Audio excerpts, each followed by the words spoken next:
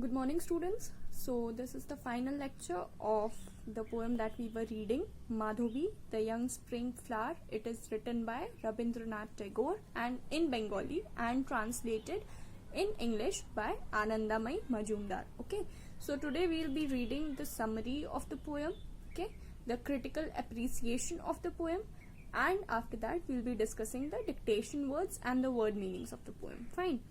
So I'll be providing you the PDF also. You can from that you can note it in your rough copies. And yes, one more thing, there's a constant confusion prevailing among you all that you have to write the word meanings in fair copy or in rough copy. So I'm again telling you, you have to write everything in the rough copy. Okay, make a separate rough copy and keep it safe.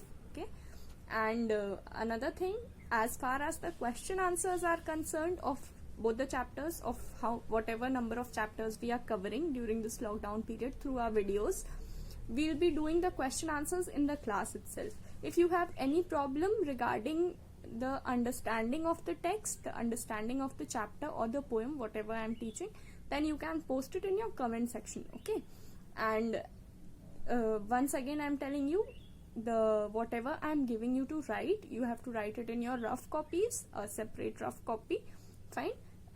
Keep the rough copy safe. Do not pour oil over it like that. Okay, so keep it safe, and we will discuss the question answers when we meet in the class. Okay, so we have discussed the summary of the poem.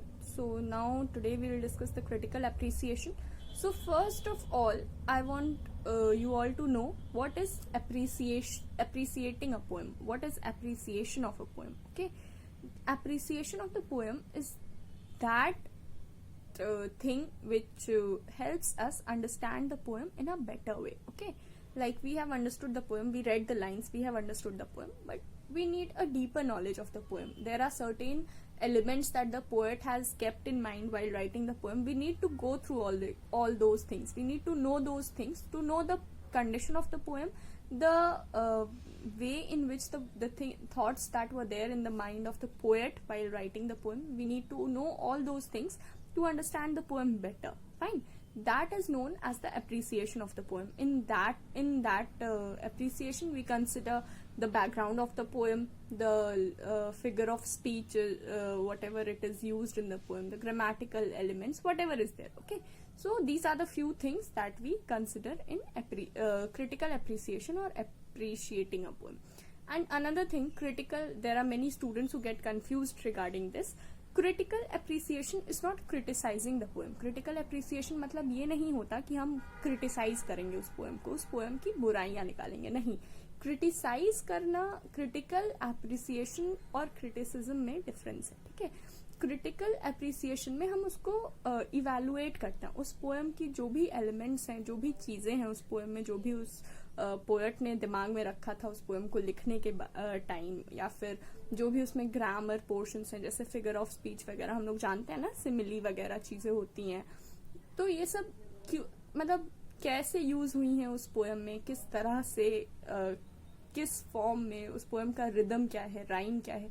कुछ लोग होते हैं जो simple poetry पढ़ना पसंद करते हैं. क्यों पसंद करते हैं? क्योंकि ऐसे वो लोग क्रिटिकली उस पोएम को अप्रिशिएट नहीं करते, क्रिटिकली उस पोएम के बारे में सोचते नहीं है. क्या करते हैं वो लोग कि वो लोग पोएम सिंपली पढ़ते हैं, एंड जो राइमिंग वर्ड्स होते हैं वो उनको पसंद आते हैं, इसलिए वो पोएम अच्छा लगता है उनको.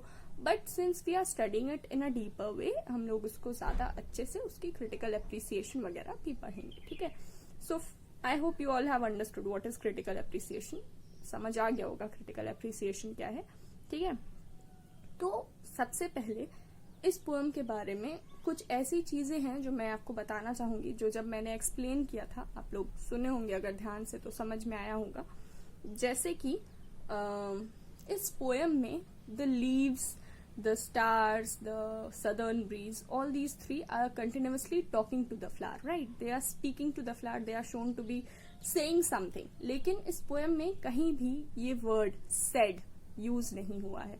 तो ये सारे इमोशंस, ये सारी भावनाएं एक्सप्रेस कैसे की गई हैं? Through other words.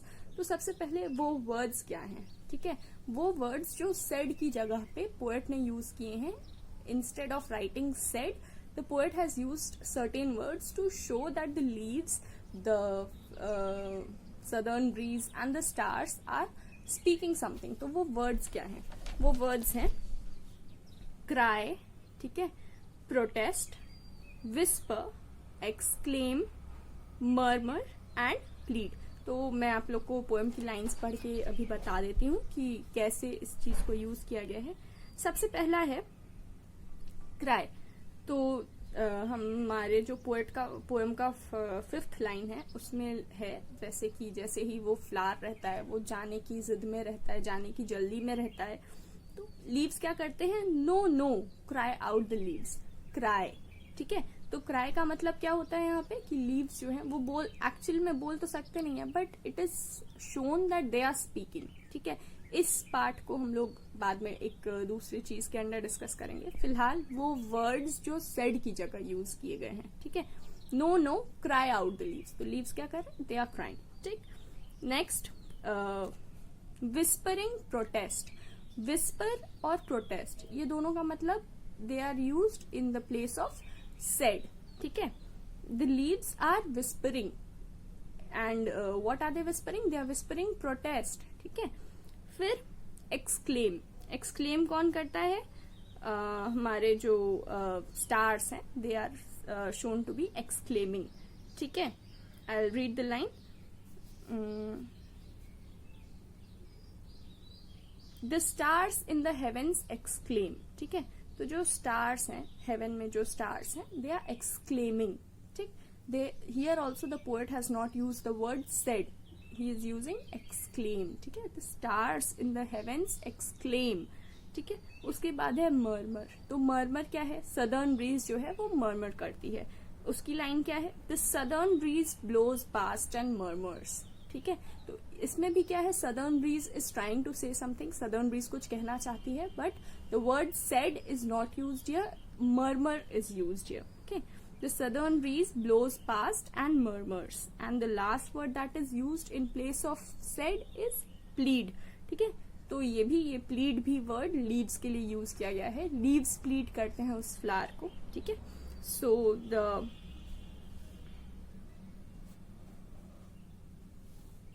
the leaves plead and yes, in the third last line it is written no, please no, whisper the dancing leaves. So here the leaves are again pleading. Fine, they are not saying. It is not written in the poem that the leaves are saying. It is written leaves are pleading. Okay, so these are a certain few words which are used in the poem instead of saying said. Fine, मतलब said, particular said word use करने की जगह poet ने ये कुछ words जो मैंने अभी बताया आपको, ये सारे वर्ड्स यूज किए हैं. इन सारे वर्ड्स का पीडीएफ मैंने आपको ग्रुप पे भेजा है, अगर आप लिखना चाहते हो तो लिख सकते हो. ठीक है, फिर second thing, do we ever see animals, leaves, birds, stars, all these things talking? ये सब क्या हमारे तरह हमारी भाषा में बात करते हैं? नहीं करते ना, but in the poem they are shown to be talking. ठीक है, so the figure of speech used here is personification. ठीक है, what are figures of speech? Very first thing, what are figures of speech? Figures of speech वो चीजें होती हैं जो हमारे स्पीच को, हमारे वे ऑफ टॉकिंग को, हमारे वोकैबुलरी को और ब्यूटिफुल बनाती हैं. ठीक है, like in the poem there are certain elements which make the poem even more beautiful. ठीक है, तो ये सारी चीजें होती हैं figure of speech. There are many figures of speech, we will study about it later, but currently in this poem what figure of speech is used? Personification is used. Okay, personification means to give human traits like qualities of speaking something or emotions or desires. ये सारी traits जो हैं non living things को देना, इसे कहते हैं personification. ठीक है, even if it is said that the trees waved us a goodbye, तो are the trees waving us like this? No, right? But it is shown as if the trees are waving. ये metaphor की तरह use हुआ है. Metaphor is another figure of speech where we compare two things, but we do not use the words as and like. ठीक है, तो ये metaphor वगैरह and other जो figures of speech है, ये सब मैं आपको बाद में बताऊंगी. मेन जो इस पोएम में यूज हुआ है वो है पर्सोनिफिकेशन. पर्सोनिफिकेशन में क्या होता है, पर्सोनिफाई किया जाता है, पर्सन के वाले ट्रेड्स दिए जाते हैं उन चीजों को जो पर्सन की तरह नहीं है. ठीक है, for example if I say the sun smiled at us, so is the sun smiling at us really? No, right? sun तो हमारी तरफ देख के स्माइल नहीं कर रहा, लेकिन why are we saying that the sun smiled at us? हम उस sun को एक ह्यूमन ट्रेट दे रहे हैं, एक ह्यूमन क्वालिटी ऑफ स्माइलिंग दिखा रहे हैं कि वो sun जो है हमारी तरफ देख के स्माइल कर रहा है. The next example, lightning danced across the sky. ठीक है, lightning danced across the sky. तो ऐसा होता है क्या सच में कि लाइटनिंग जो है वो डांस कर रही है स्काई में? मतलब is it like that? No, right. तो ये सब क्या है? ट्रेट्स, पर्सोनिफिकेशन के ट्रेट्स हैं. और इस पोएम में कहाँ कहाँ पर्सोनिफाई किया गया है? वही जहां जहां लीव्स को, स्टार्स को और सदर्न ब्रीज को दिखाया गया है कि they are talking, they are whispering, वही इस पोएम में ये शो किया गया है कि all these things are personified. The leaves are shown to be whispering, crying and pleading for the flower to stay. Right, जो लीव्स हैं वो विस्पर कर रहे हैं, प्लीड कर रहे हैं, क्राई कर रहे हैं for the flowers to stay. The stars are shown to be exclaiming and the southern breeze is indicated to be murmuring. तो ये सब क्या है? ये सब ह्यूमन क्वालिटीज हैं जो इन स्टार्स को, लीव्स को एंड सदर्न ब्रीज को दिया गया है. ठीक है, तो ये पोर्शन हो गया हमारा क्रिटिकल एप्रिसिएशन. क्रिटिकली हमने पोएम को समझा कि पोएम में ऐसी क्या चीजें हैं जो उस पोएम को और सुंदर और अच्छा और गुड टू रीड बनाती हैं. ठीक है, these are the elements which make the poem even more readable. It makes the poem even gives the poem a flowery language, okay, which pleases the heart even more. Okay, understood?